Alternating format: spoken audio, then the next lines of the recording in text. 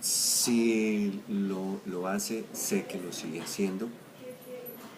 Durante el tiempo que yo estuve allí, que fueron 16 años, si algo eh, profundo y fuerte que le queda a uno como ex espectador, es el sentido de pertenencia.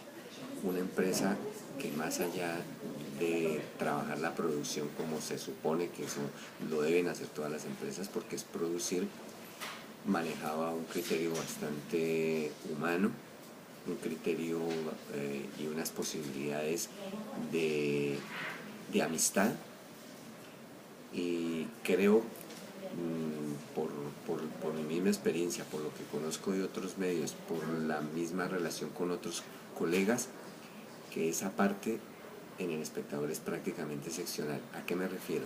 Me refiero a que hay otras empresas en las que, por ejemplo, se trabaja mucho la parte de producción, y se descuida mucho la parte humana. Y eso muchísimas veces hace que se le pierda, por decirlo de alguna manera, el afecto y el sentido de pertenencia a la empresa.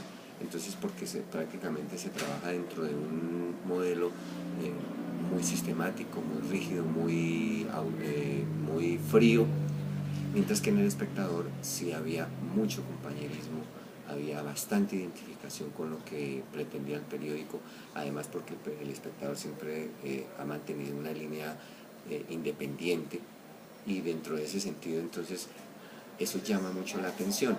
Que cuesta muchísimo, es muy difícil, pero el periódico lo trabajaba. ¿De qué manera lo trabajaba? Pues como en todas las empresas hay un departamento de desarrollo humano, y desde allí, por ejemplo, se organizaban actividades. Una de ellas, por ejemplo, era el deporte.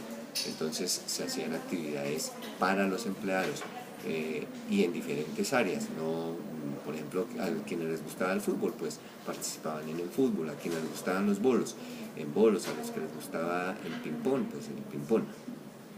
Se hacían actividades, por ejemplo, de cumpleaños, se hacían actividades de premiar, por ejemplo, a quienes hicieron, o de premiar, o por lo menos de reconocer a quienes hicieran un trabajo periodístico bastante importante. No había esa brecha tan grande que a veces se suele presentar entre el jefe de redacción, el director y demás. No, uno los trataba con confianza. Por ejemplo, don Guillermo Cano era una persona muy abierta, una persona que lo enseñaba a uno, que se acercaba al escritorio y le daba a uno inclusive instrucciones, le daba una orientación para el manejo de las noticias, de la información. Entonces, un periódico, y puedo decir, si algo le queda a uno más allá de toda la experiencia, de lo que haya podido obtener como recursos económicos y todo, si algo le queda a uno del periódico y del espectador, fue el afecto, fue el cariño y fue ese sentido de pertenencia que tuvimos los que trabajamos allí, y especialmente en esas épocas aciagas de la lucha contra el narcotráfico y contra la corrupción y demás.